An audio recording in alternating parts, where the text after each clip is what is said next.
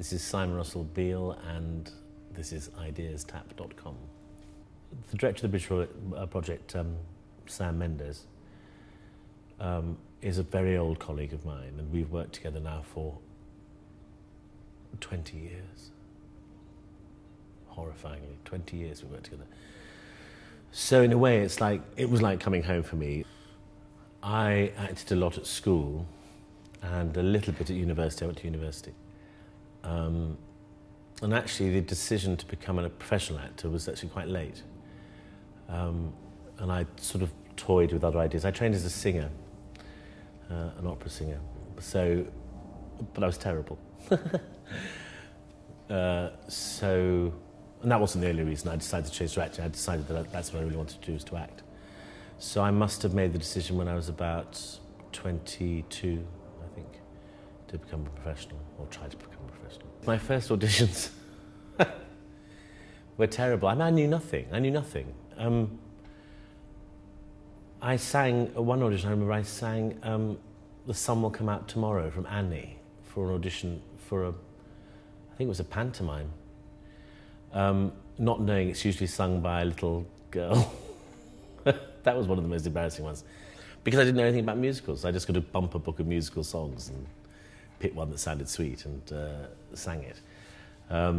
I did odd things, like I did a speech of Cardinal Wolsey from Henry VIII for a very famous company called Cheap by Jowl. Actually, that wasn't a bad audition because it was quite just odd to have a young man of 22 coming in and playing a man of 60. At least I did know that Cardinal Wolsey was 60. So they were odd, and I made bad mistakes, and I talked too much. My first audition with the Royal Shakespeare Company, I talked too much. Oh, I think every production that I've been less than satisfied with, I mean, I'm talking about my own performance, has been, I suppose, a setback. And they're always, even if you don't know it, they're always learning experiences. But I've done some pretty dreadful performances, and you have to sort of, I mean, you learn specific things, but that's not so important as learning to go, okay. It's like when you make a mistake on stage, you have to wipe it from your brain and get on with the rest of the performance and not worry about that mistake. I have done some terrible performances. So, you know, you just have to try and forget that ever happened, but also accept the fact that you've learned a few things about yourself. So. A lot of the scripts I get are stage plays, and they're often written by dead playwrights. And of course, I've done a lot of Shakespeare, and so the process for that is actually quite plodding. I mean, I have to go through the script with a fine-tooth comb. I have a huge thing with very complicated verse, that I think it's my job to see if I can make it comprehensible at first hearing. That seems to be my basic job. So a lot of the earlier work is about that. It's actually getting the series of thoughts absolutely clear.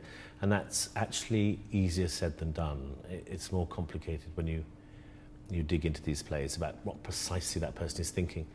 The emotional life comes later. You know, that is something that builds in rehearsal and with reaction to other people.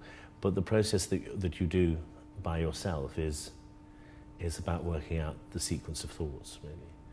Oh, I'm a terrible habit person, yes.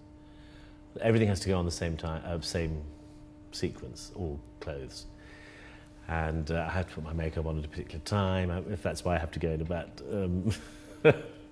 a minute, because if I don't start the process, even down to having a drink, or I've got a little keyboard in my dressing room, even down to when I play a couple of bars of music, it's very sad. But yes, left shoe on first, right shoe. Dressers have it in their notes. When you dress Simon, you put his left shoe on first, his right sock on first. And whatever is set on the first night stays. I also confess that I am a little bit superstitious about the Scottish play.